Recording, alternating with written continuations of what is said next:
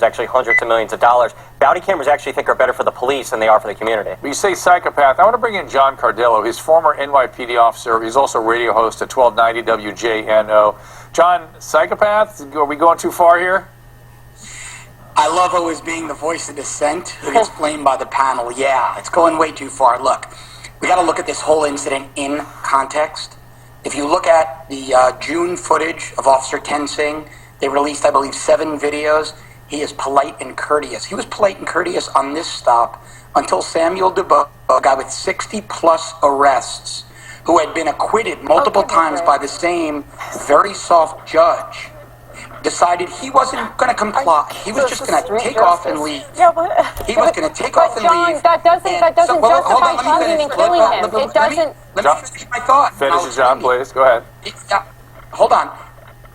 You have a cop who was acting courteously and professionally in a career criminal who decided that he wasn't going to comply. Now, we were not there, but I like this video because if you dissect this video frame by frame, as I have today, hours I spent dissecting this case to prep it for my show this weekend, I see tons of reasonable doubt. Now, that said, if the officers lied and falsified reports, departmentally charge them, criminally charge them, but that is not murder, and every defense attorney who's ever been on your panel, Dr. Drew, or who's there tonight knows that they could turn this video on its head and create reasonable doubt, and they will never get 12 jurors to convict on murder.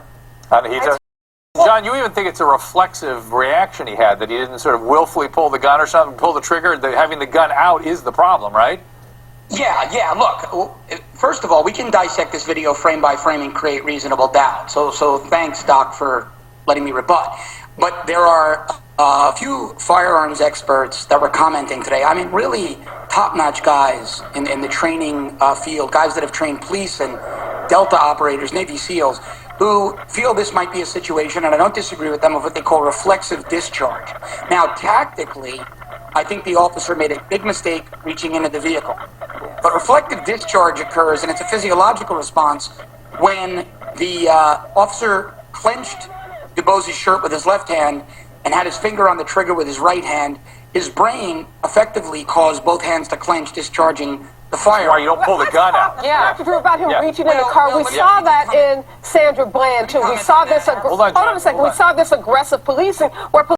I can ask you, because you're the expert in this, what is the protocol, what is the training of a university police officer in comparison to like the LAPD? And why not let the guy drive away and go in pursuit? Exactly. For crying out loud. I'll tell you my story after you tell Anita still was, though she should be defending me. I'm shocked. Go ahead. I want to hear Dr. Drew's story. Now, it's a great question, and I spoke to several active duty Cincinnati city police officers today. The standards and training for the University of Cincinnati Police in terms of tactical training is apparently a bit less, and their charter allows them to go a few blocks off campus. So it was in result, what I was told by Cincinnati police officers only a few hours ago, is it was in result to an increase in robberies of students to increase the police presence so that University of Cincinnati students feel safer, see both the city PD presence and the university PD presence. So to that point, it does appear that the training is a bit less, and there were some tactical errors here. And that raises the question, if they expanded their territory to... Yeah, let me say one thing, that the officers who relied on training and experience there have to fundamentally disagree. Number one, we now know, I did thorough research today, Sam Dubose's license was suspended indefinitely, probably for life. He had multiple convictions, but he was driving a car registered in someone else's name. He couldn't produce identification. It was missing a front license plate. All of these things do tie into an officer's training and experience. I find no problem with the officer making the trained experience assumption that he didn't have a license, because the officer is right. And whatever tactical errors might have occurred, the officer's suspicions about Dubose... Get out of here. Well, tactical error?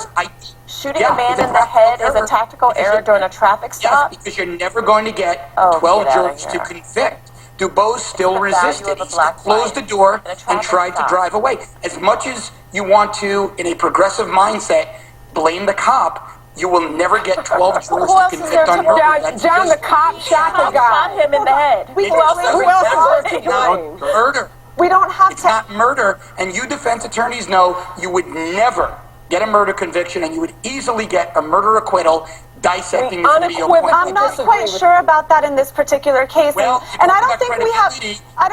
Hold on.